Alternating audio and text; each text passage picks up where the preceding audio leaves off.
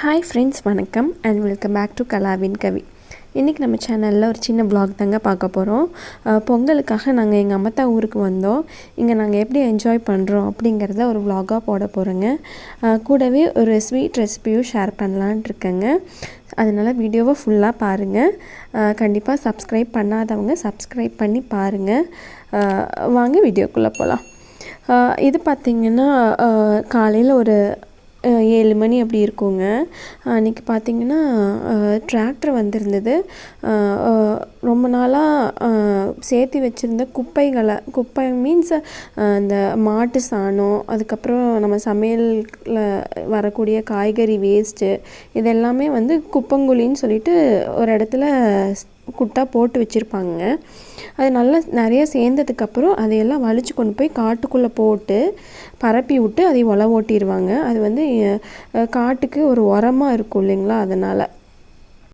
பூந்தென்றல் எந்திரிச்சு வந்தோடனே டிராக்டர்லாம் பார்த்துட்டு ஒரே குஷியாக போச்சுங்க. அதில் ஏறி உட்காரோன்னு சொல்லிட்டு உட்காந்துட்டு ஒரே நாயம் அடிச்சிட்டு இருந்தா.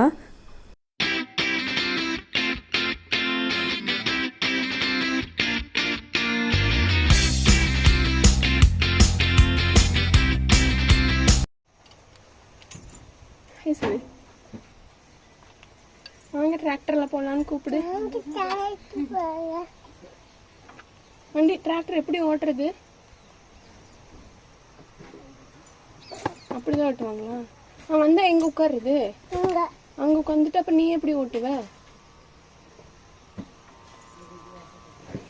ஓட்டுறவங்க தான் நீங்க உட்காருவாங்க. அப்புறம் நான் வந்து உட்காந்துட்டா நீ எங்க உட்காருவ?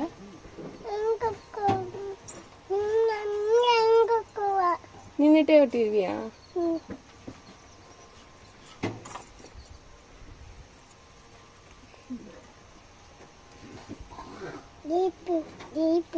ஜீப்பா இது? ஜீப்பா டிராக்டரா? ரெண்டுமே வா.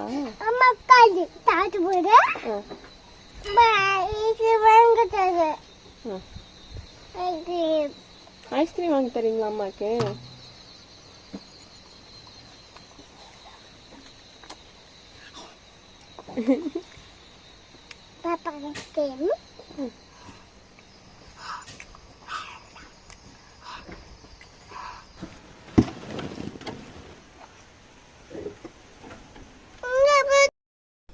இது பார்த்திங்கன்னா காட்டில் சோளம் போட்டு விட்ருக்குதுங்க.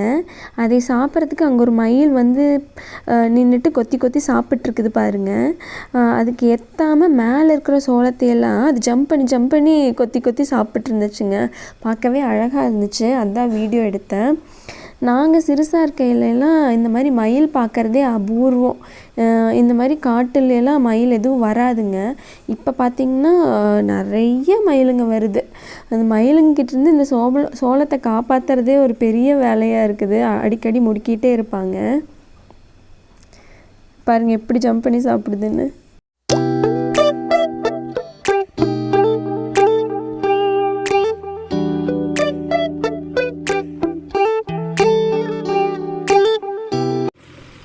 இது பார்த்திங்கன்னா காட்டில் ஒரு பாட்டில் மட்டும் உழவு ஓட்டி விட்டுட்டுருக்குறாங்க.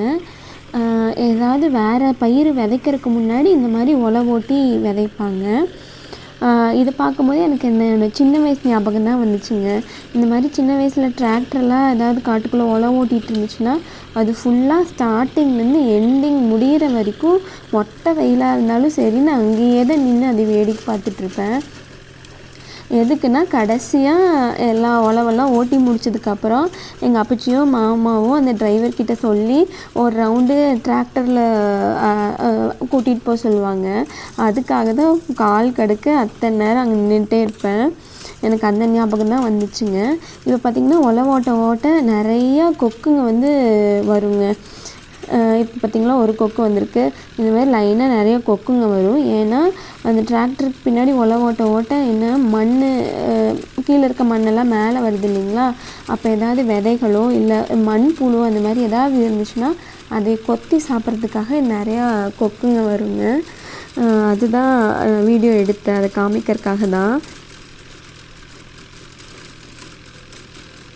அப்படியே லைனாக வரும். டிராக்டருக்கு பின்னாடியே அதுவும் போயிட்டே இருக்குங்க.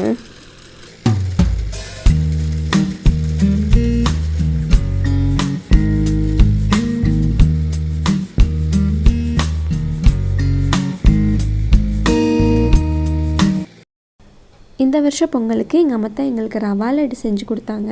அந்த ரெசிபி தான் உங்கள் கூட ஷேர் பண்ணலான்ட்டு இருக்கேங்க. ஃபஸ்ட்டு நெய் ஊற்றி நெய் காஞ்சதுக்கப்புறம் முந்திரியை போட்டு வறுக்கணுங்க. முந்திரி முக்கால்வாசி வறுத்ததுக்கப்புறம் திராட்சையை ஆட் பண்ணி அதையும் நல்லா வறுத்து எடுத்துடணுங்க.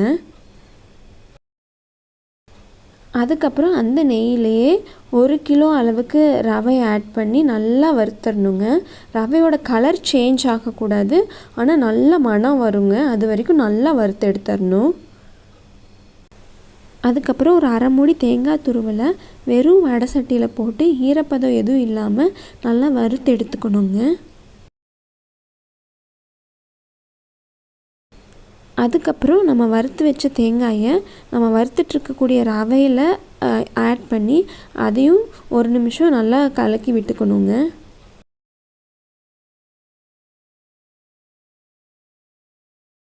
அடுத்து பாவு காய்ச்சறதுக்குங்க. நான் ரவை இந்த கப்பில் 3 கப் எடுத்தேங்க. அதனால் சர்க்கரையும் இதே கப்பில் 3 கப் எடுத்துகிட்டு தண்ணி இந்த கப்பில் 1 கப் அளவு தண்ணி ஊற்றி அடுப்பில் வச்சு நல்லா பாவாட்டை காய்ச்சிடணுங்க. இது ஒரு கம்பி பதம் அளவுக்கு வர்ற வரைக்கும் நல்லா காய்ச்சணுங்க. அப்புறம் இந்த பாகு கூடயே கொஞ்சம் ஏலக்காய் பொடியை ஆட் பண்ணிவிட்டுங்க, நம்ம வறுத்து வச்ச ரவையை கொஞ்சம் கொஞ்சமாக ஆட் பண்ணி நல்லா கிளறி விட்டுட்டே இருக்கணுங்க.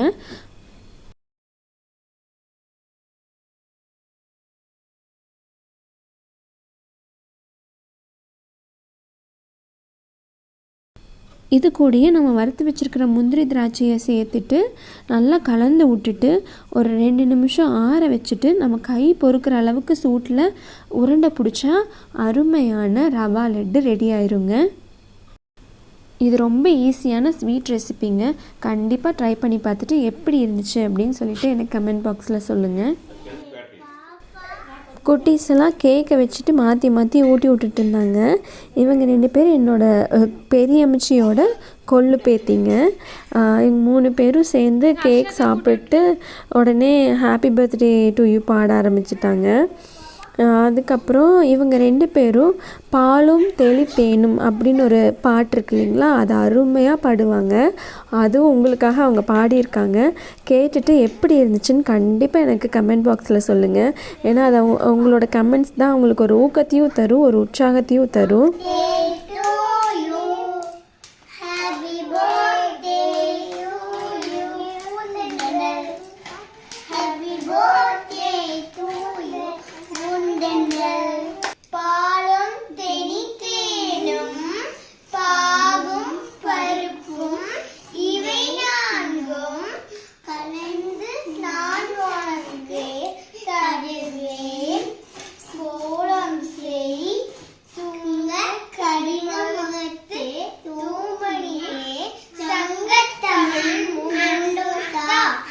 Very good.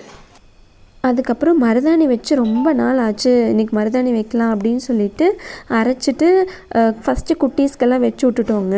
அதுக்கப்புறம் நானும் என்னோடய மாமா பொண்ணும் எல்லா வேலையும் முடிச்சுட்டு நாங்கள் வச்சுட்டு படுத்துட்டோம்.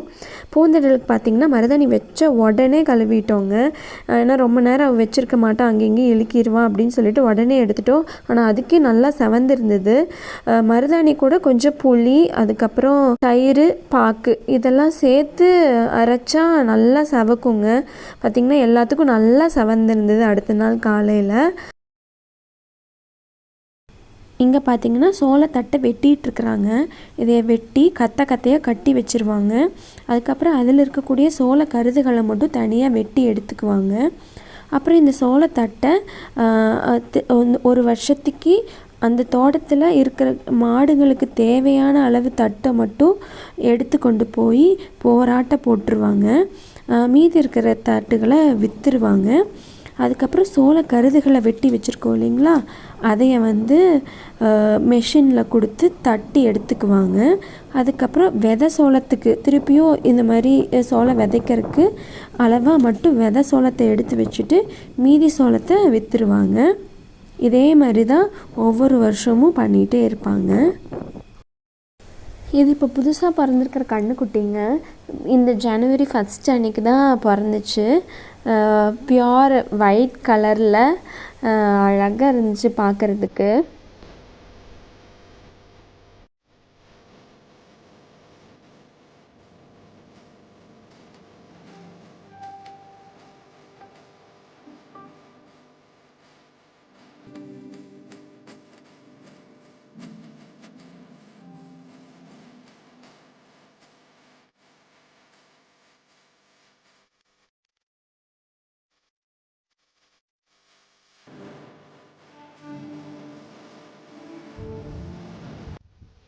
இது பார்த்திங்கன்னா அப்பத்தான் நார்மலாக காட்டுக்குள்ளே மல்லி பிடுங்கிட்டு அந்த கட்டுங்களையெல்லாம் கொஞ்சம் கொஞ்சமாக கொண்டு வந்து ஒரு இடத்துல வச்சிட்டு இருந்தாங்க. அதுக்கு ஒவ்வொரு கட்டாக போய் எடுத்துகிட்டு வந்து பூந்தென்றல் ஹெல்ப் பண்ணிகிட்டு இருந்தா.